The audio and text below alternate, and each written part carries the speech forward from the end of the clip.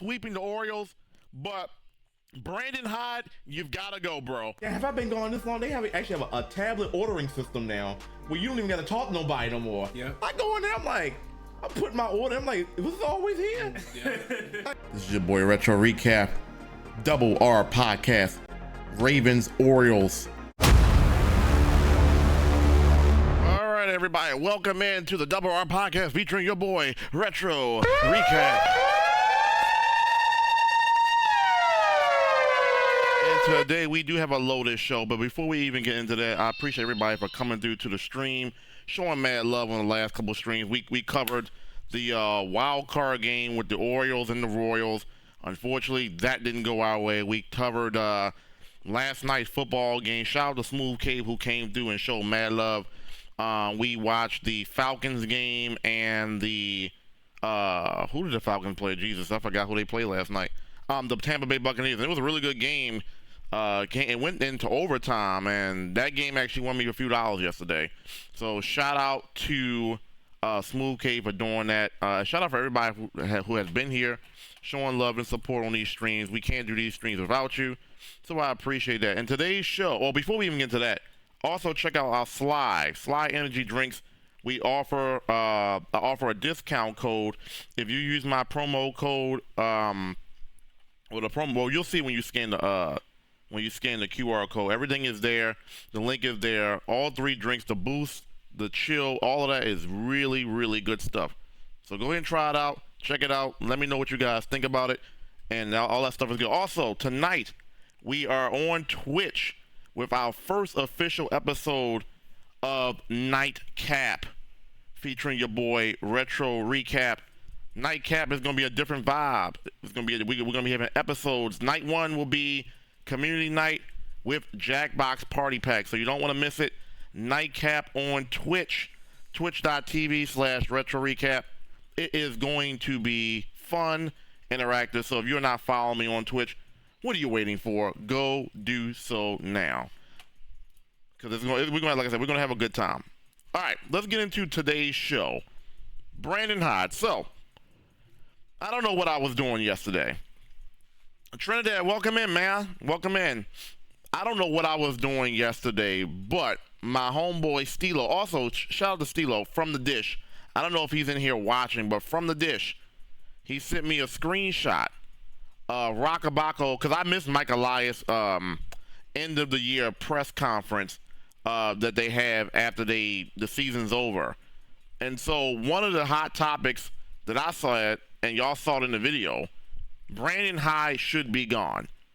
And we're going to touch on why, and I'm going to play a little bit of devil's advocate of why I think he should be gone, why I think they brought him back, because that's how we do. We're gonna play both sides here.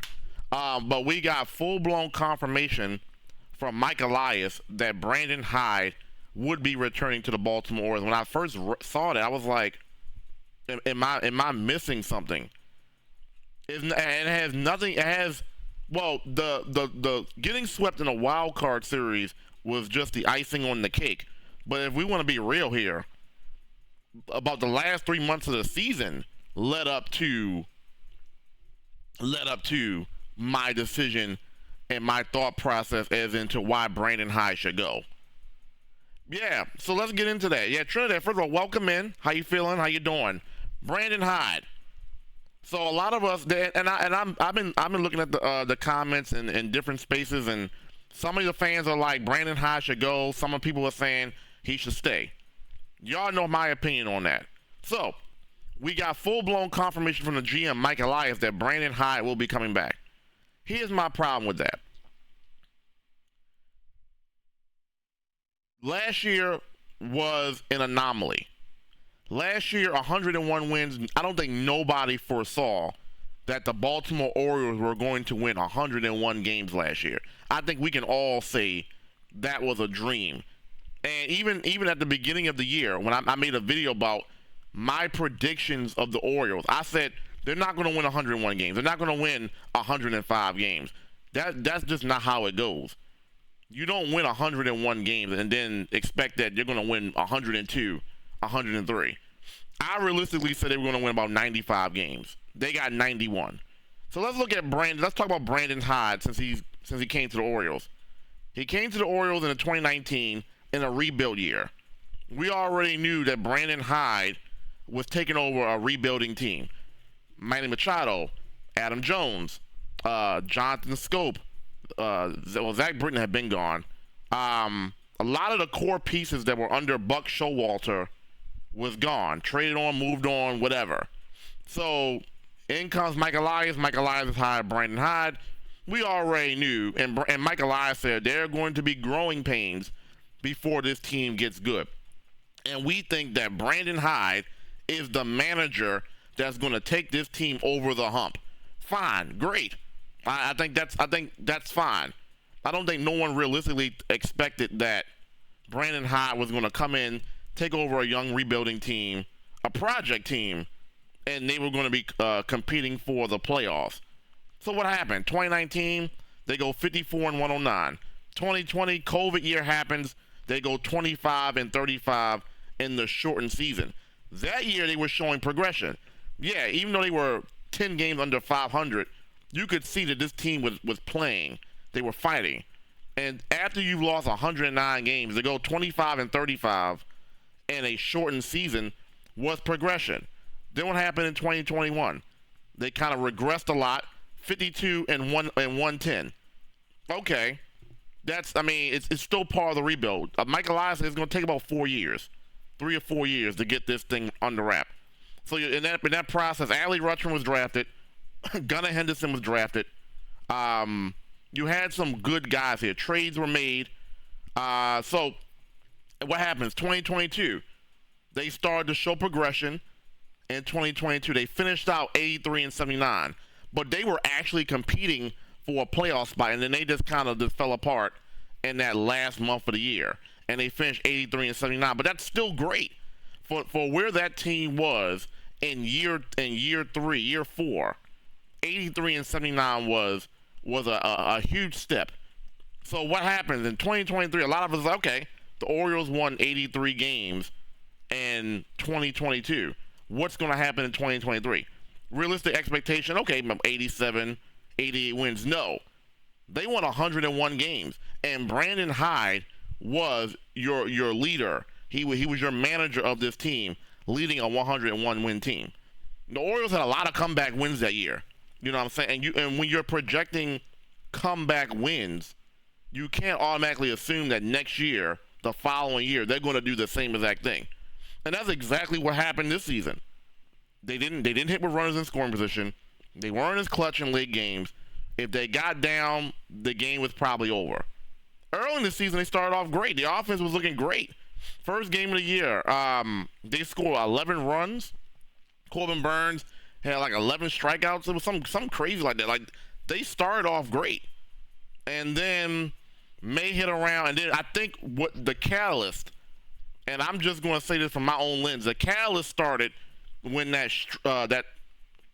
consecutive series without being swept began. When they went to St. Louis, and it was, I don't know what the hell was going on. It was like a windstorm. It was a lot going on.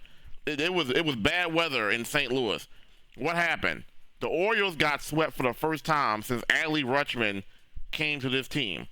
And it was that moment when I'm like, okay, how is this team going to respond after getting swept for the first time since Adley Rutschman's been there? This is a young team. Mind you, you don't have Adam Frazier no more. You don't have Hicks anymore, Aaron Hicks. You don't have Kyle Gibson. There was a lot of team leadership veterans on this team to kind of blend in with the younger guys. This team was more, where we're going to make the step to push these young guys. And that could be great. But I don't think no one realistically expected the Orioles to win 101 games. But what we did not expect is you to go 57-33, and then you finish with 91 wins. With the projection of 57-33, you were expecting them to at least on that path win 100 games. That's what they were. That's what they were trending to. So it's not that they finished the season with 91 wins, because 91 wins is still a good season. Let's not lose sight of that. But they played so bad in the second half of the season. Like, First, it was the bullpen. It was that game. It was that series against the Cardinals, but it was also that series against the Astros, where they went down to Houston in June, and the Astros put like 14 runs or something like that, and the Orioles were making a comeback. But I started to notice this team around that series, that Astros series, where they were kind of like, that's the first time all year they were really hitting the mouth. The Astros came out there and literally did whatever they wanted. They swept the series. And I'm like, that month of June was interesting because they didn't start off the month of June bad, but they kind of ended on a sour note. They had a losing record in June, especially that back half of the season. So when you look at the team, it's like, what's going on here? Well, what happened? They didn't have a lot of off days. They had like, one or two off days in the month of June total. They were playing game after game after game. And as a manager, you have to know how to manage giving people time off, giving people time off, because the schedule is not giving you a lot of time off. You have to kind of manage your players in a way where they're getting days off, they're not spelled. Then what happened? We started seeing one thing I noticed early in the year was the Corbin Burns persistence to have Brian McCann as his catcher. And I was like, okay, that's kind of interesting. Like, Adley Rutschman is your future catcher, but a talent like Corbin Burns is asking to have Brian McCann, the backup catcher, as the catcher that catches me. Why is that? Could be because Brian McCann's a veteran.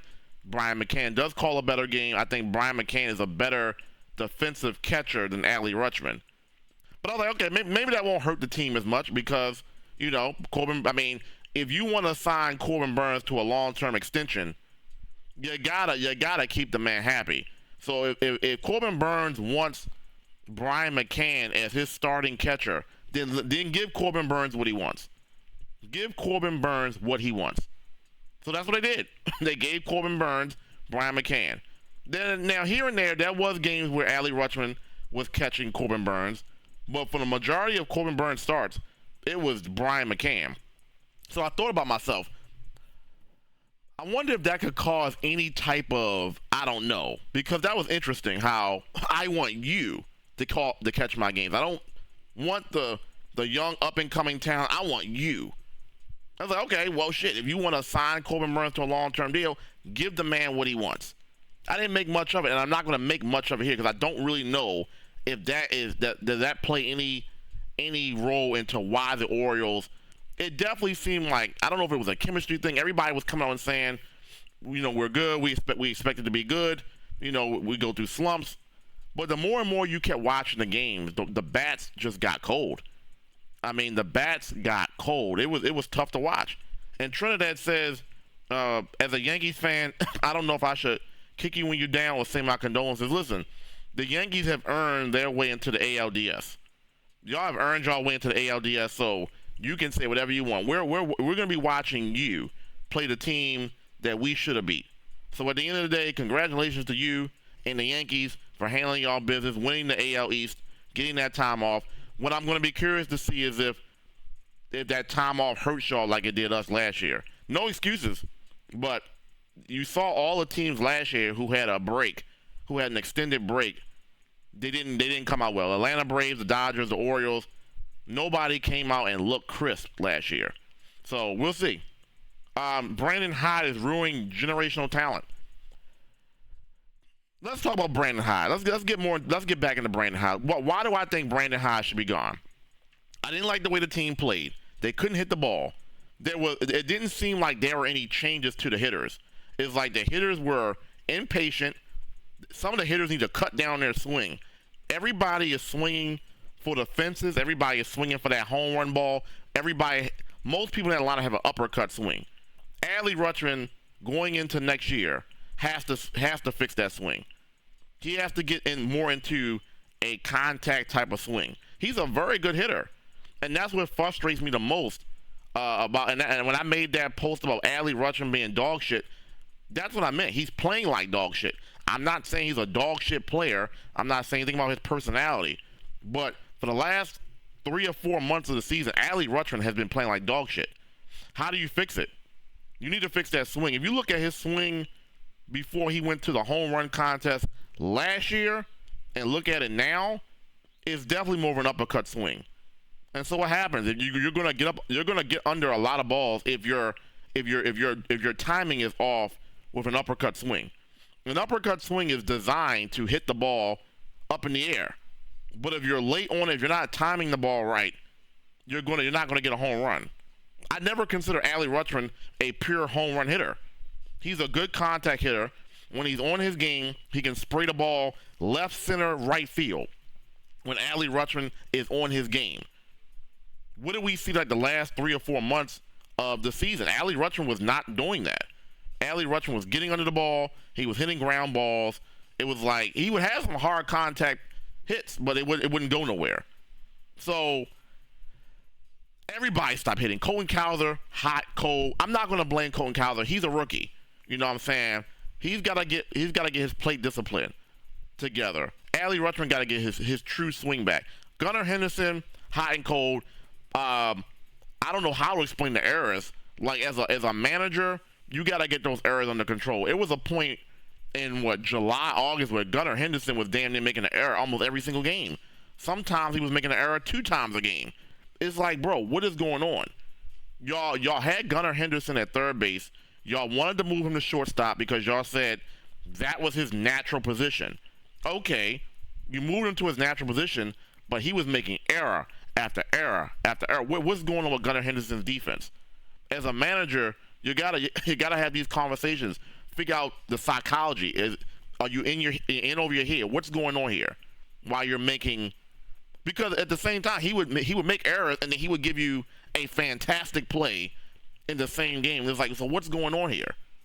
We know Gunnar is not a bad defender. So what's going on? The manager has to step in and figure out what's going on. Give him a break every now and then. Something. Clear his mind a little bit. So those are things as a manager, your team is slumping. You have hitters that can hit that are not hitting. You almost got no hit by the Tigers at the very end of the season. Like I said, this lineup has names. 𝐂𝐚𝐬𝐡, Adley Rutschman, Gunnar Henderson, Anthony Santander. You have the Jackson Holliday. You have guys that we have seen can hit the ball. 𝐂𝐚𝐬𝐡, we've seen can hit the ball. Look at his month of April. Adley Rutschman, we can see hit the ball. Santander was probably the most consistent hitter, and he's a 235 hitter, but he got big hits. But outside of that, where was your offense coming from most of the year? Brandon Hyde, since they brought Brandon Hyde back, he's got to get some different hitting coaches in here, because I just don't see him keeping the same coaches. You have 2 hitting coaches, and you telling me that this team has a problem with offense? My biggest gripe with this team is like, and I said this the other day, you can make the excuse about the injuries to the pitchers, but the pitchers is what kept you in these games, especially the wild card games. The Kansas City Royals only scored 3 runs.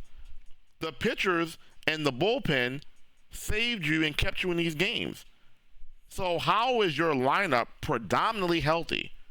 And I get that Jordan Westburg wasn't 100% when he came back, but how is it that between your offense and your pitchers have more of the injuries, but yet your pitching is what carried you to even stay in those games? So something's not right here. When Austin Hayes got traded, he said something about, he made a comment. I'm sorry I don't have the comment up, but it made you wonder what's going on in the locker room. It was almost like he was relieved to be off the team. When he got traded to the Phillies, well, first of all, let's go back to Austin Hayes. Before he got traded, he was in an early slump in April and May. Let's be real, Austin Hayes was not hitting the ball. But Austin Hayes was one of the veterans on that team that could hit the ball. And right before the trade deadline, Austin Hayes was starting to look more like Austin Hayes. And they traded him. Now, granted, was it a bad trade? It was not a bad trade to trade Austin Hayes. But he was one of your few veterans on the team. Now, he wasn't going to get much playing time because 𝐂𝐚𝐬𝐡 is the future of this team. But if you're going to trade Austin Hayes, make sure you do it and it doesn't affect the team chemistry. Was Austin Hayes a problem in the locker room, or was he helping the team? They played a lot better. Even when Austin Hayes was not hitting good, the overall vibe of the team is that they were winning ball games when Austin Hayes was in there. Austin Hayes wasn't getting much playing time. Another thing, what's going on, McFarlane? Welcome in. Yeah, don't forget to like the stream. It helps the algorithm here. What's up with Brandon Hyde's consistent lineup flops? Like if you look at this year, he's never had the same lineup consistently for a 5-game stretch. One time you see Gunnar Henderson leading off. Another time you see Jordan Westburg leading off. Mullins leading off. Or in the number 2 hole, Adley Rutschman is in there sometimes. Westburg, like it's never the same lineup every single game. And so as a hitter, you have to literally look at the lineup card every single game to figure out where you're going to be batting. Like, I played baseball, granted a long time ago, but knowing where I'm going to hit, whether it's leadoff, second, third, knowing where I'm going to hit every single game puts a level of comfort in me. I can kind of settle down into what I'm trying to do. If I look at the lineup card one day and I'm batting leadoff, and then the next game I'm batting eighth, it's like, bro, what are we doing here? It tells me that the manager doesn't really know where the best fit is for his hitters. Most managers have a consistent starting lineup every single game. Brandon Hyde, especially as an Orioles fan, is the only manager I've seen as an Orioles fan have inconsistent lineups every single game. Buck Showalter, you knew where Adam Jones was hitting. You knew where Manny Machado was hitting. You knew where Chris Davis was hitting. You know what I'm saying? Even going back in the day, Brian Roberts, you knew Brian Roberts was your leadoff hitter. And Brian Roberts was not a power hitter. What happened to the days of your contact hitters being up in the lineup? Like, back in the day, I used to remember contact and speed hitters always hit first. Gunnar Henderson is not that kind of guy. Gunnar Henderson has power. And Gunnar Henderson contact rate when he hits the ball is actually really good. He has a lot of hard hit balls. But Gunnar Henderson is not a guy I would put as my leadoff guy. Now the question is, okay, well then who is it? I think Jordan Westburg is a better, if you're gonna do that, I think Jordan Westburg is a better leadoff hitter than Gunnar Henderson. Jordan Westburg puts consistent contact on the ball. He's not always swinging for the home run. He's a singles, doubles kind of guy. That's the kind of guy you want to have leading off. You don't want to have a guy. I mean, I get the logic. Put your power hitter first, get him the most at bats, because if he's batting first, he's gonna have the most at bats throughout the season. I get it, but you need to go back to the days of having a pure leadoff hitter. So, if that's one thing the Orioles need to address this offseason, is you need to get back to having a pure leadoff hitter. I'm okay with Gunnar Henderson batting second, batting third, but you need to get a guy that can make contact and get on base consistently and steal bags. Now, Jorge Mateo would be a good guy in terms of speed and getting on base, but Jorge Mateo doesn't make contact and get on base enough to be a threat. Jorge Mateo would be a good leadoff hitter if he made better contact with the ball. Because imagine if Jorge Mateo got his swing down to where he was making contact all the time and he always got on base. He's always going to steal the ball. Now, granted, I do think that's a big piece of their offense when Jorge Mateo went down.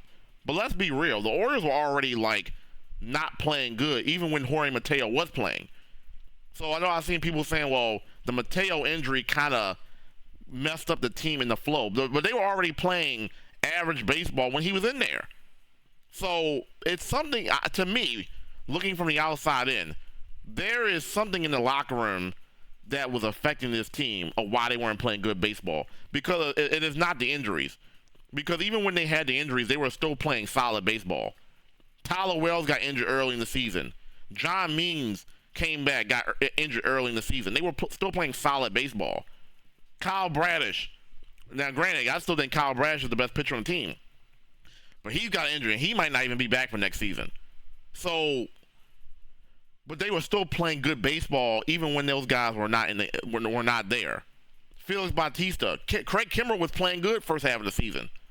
You know what I'm saying? But what happened to this team? Was it Craig Kimbrel blowing saves? Was it Brandon Hyde with the lineup changes? Is it something in the locker room? Brandon Hyde says the same thing every interview. When his players aren't playing good, I get it. You don't want to throw your players under the bus, but every interview, or every post-game interview, the pitcher that we're going against is really good. He's really got really good stuff, and he's really good. I mean, and most of the time, he's right. The pitcher that they're playing against has good stuff. But when are you going to start holding your own players accountable for flailing at the ball, swinging at pitches that don't need to be swung at? You know what I'm saying? It's like at some point you gotta just call a spade here. You know what I'm saying? At some point it's just what it is. It's just what it is. So from a chemistry standpoint, something was off. I don't know if it was Austin Hayes being traded. I don't know if it's Brandon Hyde not having a consistent lineup every single day, the same lineup every single day. I don't know if it was the trade deadline and the trades that were made. You got rid of Connor. I mean, that's not even a Brandon Hyde thing. That was Mike Elias. I still think that Trevor Rogers trade was awful. I still think giving away Connor Norby, I told that From the Dish, Steelo, I told a few people, that Connor Norby deal is going to come back to haunt this team. I get that you have Jackson Holiday, but Connor Norby was already starting to get in his own as a good hitter. You trade that away. But that's not Brandon Hyde. Something is going on with this team. So when they announced that he was coming back, I was very shocked that he was coming back. So I don't know what it is. I don't think it's the right decision. I think Brandon Hyde has done enough to get this team where they are. I think you need a new manager to take the talent that you've elevated and take it to the next level. Brandon Hyde is now 0-5 in the playoffs. You got swept 2 times. You've made 2 playoff appearances. You have not won a game. The Orioles have lost 10 straight postseason games. Brandon Hyde has lost 5 of those.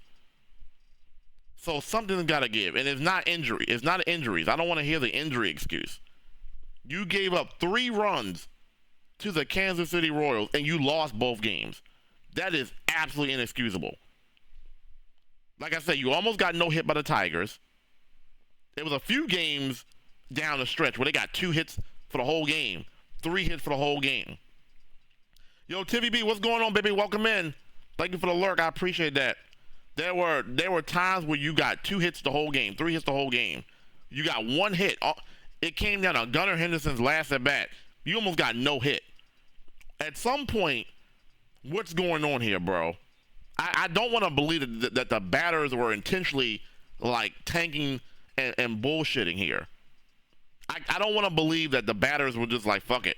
We it is what it is. I want to think that the players want to play for a manager.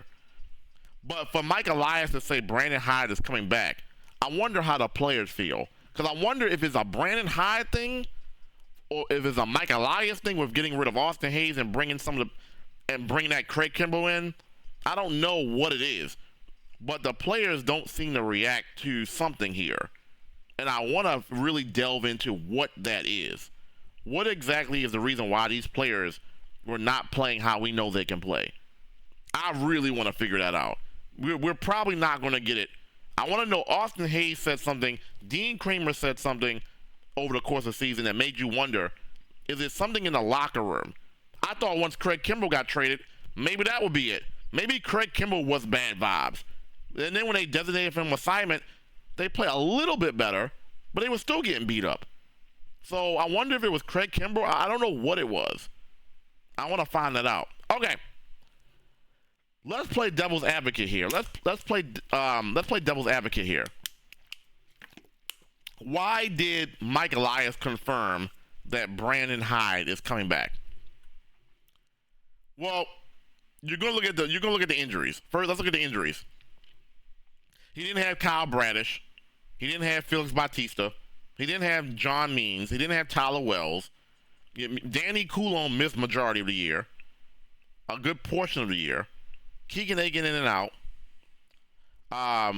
Jordan Westburg got injured towards the end of the year. Jorge Mateo got injured. So yes, you had injuries.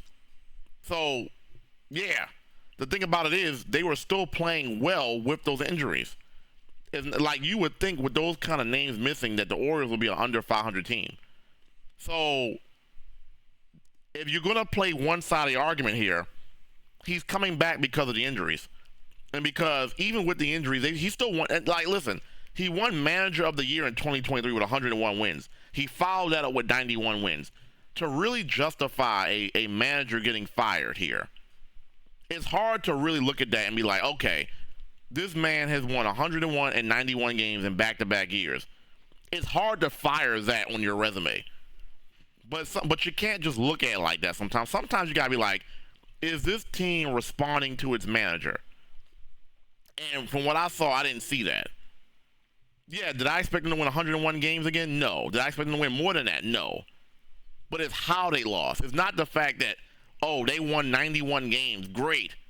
Because for most teams, 91 wins is good.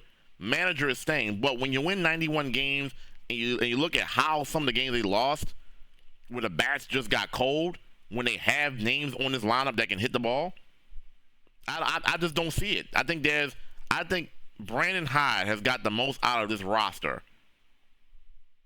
You know what I'm saying? And then look at the playoffs. I get Texas Rangers was a hot team, but you didn't get one win at all. Another thing about Brandon Hyde, I'm sorry, I know I was playing devil's, but another thing about Brandon Hyde, he takes his pitchers out very early in the game.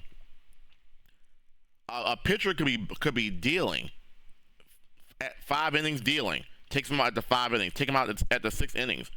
Sometimes you gotta let these pitchers pitch, and you can't always look at pitch count. If they are grooving, let them stay in. You know how many times I would see a pitcher grooving, even this year when I get Kyle Brash was coming off an injury, so maybe he's not a good reason. Who's a good? Grayson Rodriguez will be pitching good. Albert Suarez will be pitching good. They take him out the game. I'm like, bro, why is there such an early hook for these guys when they come in? I never understood why Brandon Hyde takes pitchers out of games early. That also could be a reason, like a chemistry reason. Like bro, like why I'm cooking right now. I'm surprised that he let Corbin Burns stay in there that long, but we kind of understood why. Corbin Burns is a free agent. You're gonna get the most out of Corbin Burns. If he does not come back to the Orioles, you're going to get the most out of Corbin Burns. So him going into the 9th inning didn't surprise me in the playoff game. All hands on deck and maximize Burns, but that's the first time I can't remember the last time a pitcher on the Orioles went that deep into a game. Outside of Kyle Gibson last year, complete game. Brandon Hyde is known for pulling the pitcher early. But getting back to devil's advocate, the injuries, the team is still young. He helped build this team. You know what I'm saying? He saw it from the ground up. So I guess I'm assuming Mike Elias wants to see that through. If they get off to a rough start next year, it depends on the moves they make. Here's what they need. They need a pure leadoff hitter. They need to get their guys back. And Brandon Hyde needs to go into 2025 with the mindset, I'm going to have more of a consistent lineup here. I know who my number 1 hitter is. I know who my number 2 hitter is. 3, 4, 5, 6, 7, 8, 9. And then that helps morale because you know where you're hitting at all times. But who they sign and what they add is also going to play a factor in this. But like I said, Brandon Hyde, if you look at his resume, the man has won, 192 games over the last, 200. Yeah, no, sorry. No, I'm tripping. 192 games over the last 2 years. It's hard to fire a guy. So let's look at the record. What is that exactly? So he won 101 games. So 71 and 61. So he lost. So he's 192 and 132. It's hard to fire a guy like that. You feel me? It's hard to sit there and present to me a 192 record, 192 and 132 record, and say a guy needs to be fired. And that's probably what Mike Elias has done. He probably is like, bro's almost won 200 games in 2 years. It's hard to fire that. But you really have to look at it. Brandon Hyde is an analytical guy, and Mike Elias is an analytical guy. So he's probably like, listen, Brandon Hyde is very analytics driven. That's the reason why Brandon Hyde was hired. Mike Elias and that front office is analytics driven. So if you're going to bring a coach in, he also has to be analytics driven. Joe Madden is not analytics. Joe Madden is a good manager. But if you're going to bring a Joe Madden with the philosophy that we're going to be analytics driven, there's a confliction there. Because Joe Madden is not analytics. Terry Francona was just hired by the Reds. He was another good manager. All the good managers out there are more that I think could take this team to the next level are not analytics driven. They're old school. So he probably was like, you know what?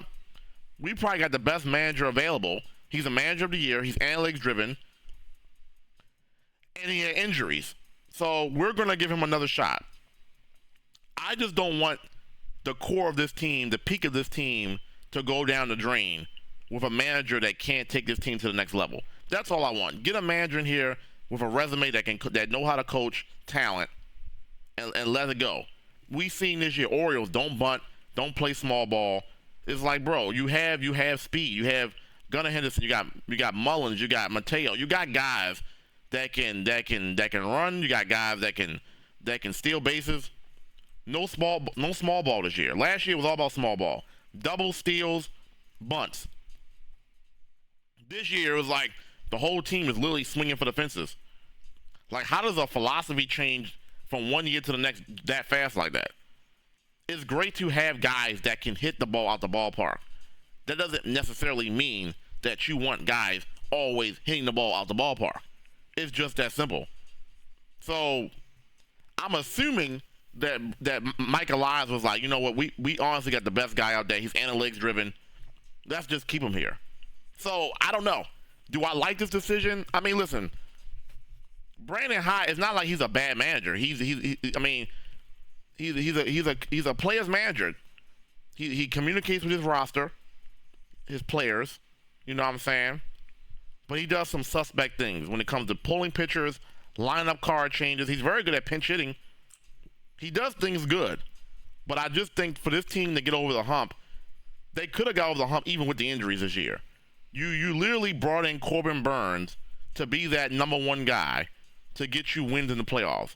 Last year, Kyle Brash was a good pitcher, but you brought in Corbin Burnes to win you game one. What happens? Corbin Burnes does exactly that, except the team doesn't win the game. I don't understand how you don't have this team prepared. Let's give credit where credit due. Kansas City pitching was really good. It was really, really good. It was really, really good. Let's make sure we give them that credit. But we already were seeing this offense not looking good for like the last 2.5 months, 3 months. So how does an offense that has this kind of names on its roster can't produce basic stuff, just making contact? I went to the game a couple weeks ago where they played the Detroit Tigers. In that game where they should have took 2 out of 3, they probably should have swept the series. Where they had bases loaded, nobody out, and Jackson Holiday on third base. They didn't score 1 run. I don't understand. How many times this season have we seen bases loaded, nobody out, and the Orioles don't get no runs? Or probably get 1 run. If you have bases loaded, nobody out, that should be a big inning. There's too many times in situational baseball where the Orioles just did not look good. And they were not managed properly. And this is not just Brandon Hyde, this is all the coaches. Base running coaches, assistant coaches, you know what I'm saying? So you could legitimately make an argument like Brandon Hyde situationally has issues sometimes. Now, he's been a manager for what? Since 2019? Do you still get an excuse for not knowing how to play situational baseball? Like, it's not like you're a rookie manager anymore. So I don't know. Those are my thoughts. Let me know what you guys think. For anybody that watches this video after the live, comment in the comment section below about what you think. I think Brandon Hyde should have been gone, but the Orioles confirmed, Mike Elias has confirmed that Brandon Hyde will be back. This is going to be a big off season. This is the new owners, Rubenstein's first off season as the majority owner of this team. How's he going to spend money? Who's he going to bring back? You've already confirmed Brandon Hyde's coming back. So I'm assuming that Rubenstein gave you the okay on that. So where do we go from here? You got to get a leadoff hitter. You got to get your guys back. Corbin Burnes has to be a priority. You know what I'm saying? Bautista will be coming back, so we don't have to worry about looking for a Craig Kimbrel. We don't got to worry about Dominguez if they bring Dominguez back. We don't got to worry about that because I think Dominguez has a club option, I believe. So Dominguez could be a good setup guy. Felix Bautista is your closer. So you're going to have Bautista back. That's good. The back end of your bullpen will be good. You got Dominguez, you got 𝐂𝐚𝐬𝐡. You got your setup guys are there. So you got a good little core in your bullpen. If, of course, everybody stay healthy. You still got 𝐂𝐚𝐬𝐡. I don't know what's going to happen with 𝐂𝐚𝐬𝐡 Perez. Because with Bautista coming back and you got 𝐂𝐚𝐬𝐡 and you got, if you keep Soto, I don't know what you do with 𝐂𝐚𝐬𝐡 Perez. He's got good stuff, but he's too inconsistent. Your bullpen is looking good for next year. Albert Suarez, if he's a starter or reliever, Albert Suarez, if he comes back, he's going to be good. I imagine they bring Albert Suarez back. Your bullpen is looking good.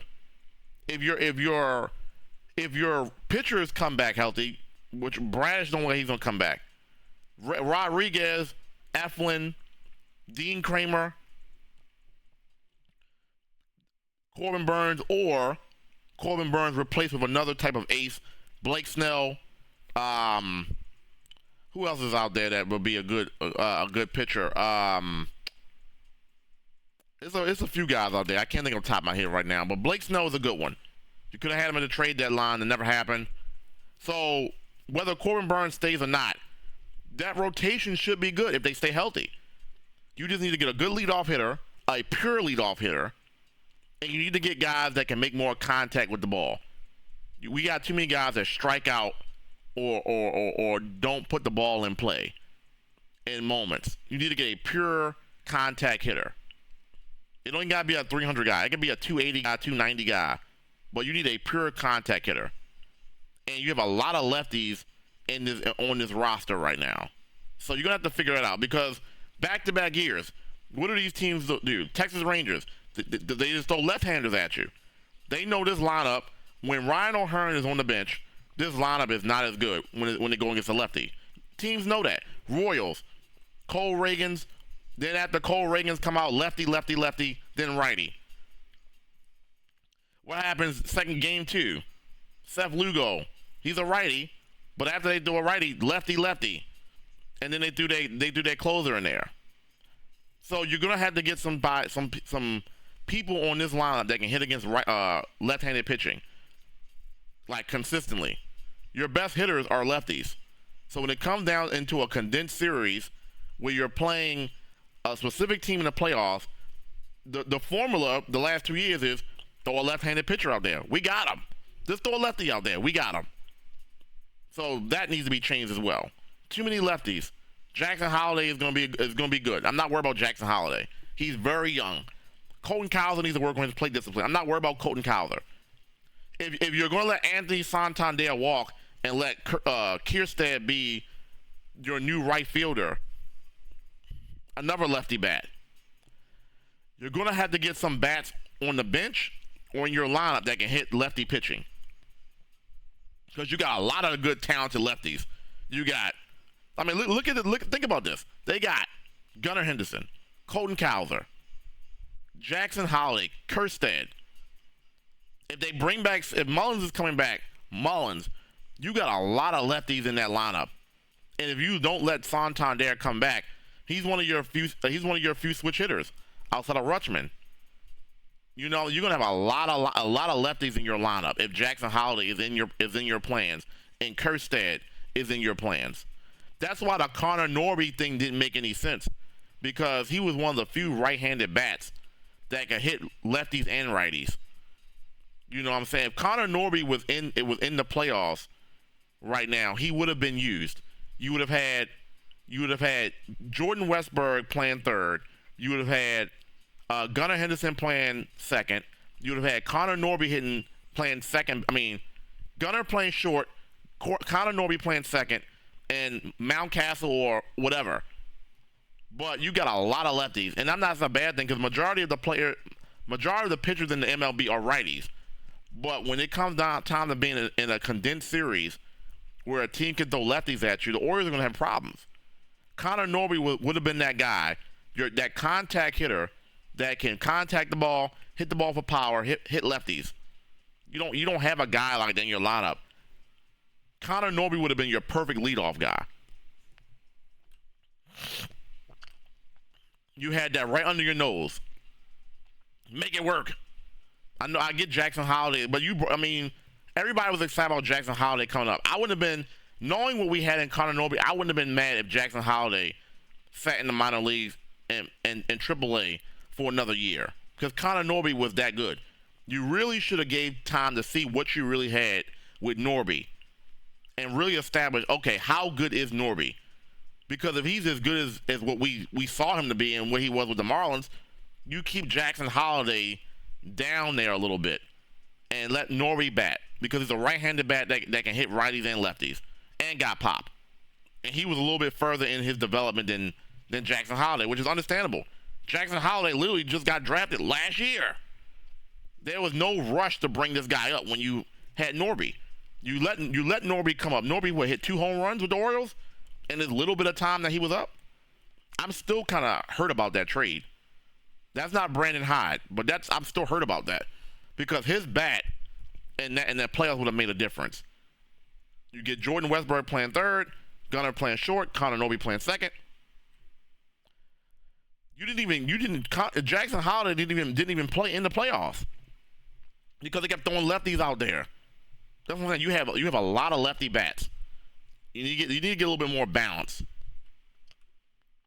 So anyway, that's my thought. I think Brandon Hyde should have been gone. Listen, I'm not an advocate for just firing somebody. I don't like somebody to get fired, because that's just bad vibes. I don't want to be that guy that's calling for somebody's job. But when we're talking business here and how I think a manager performed versus what he had, even with the injuries, they should have been able to put up more than 1 run in a playoff series.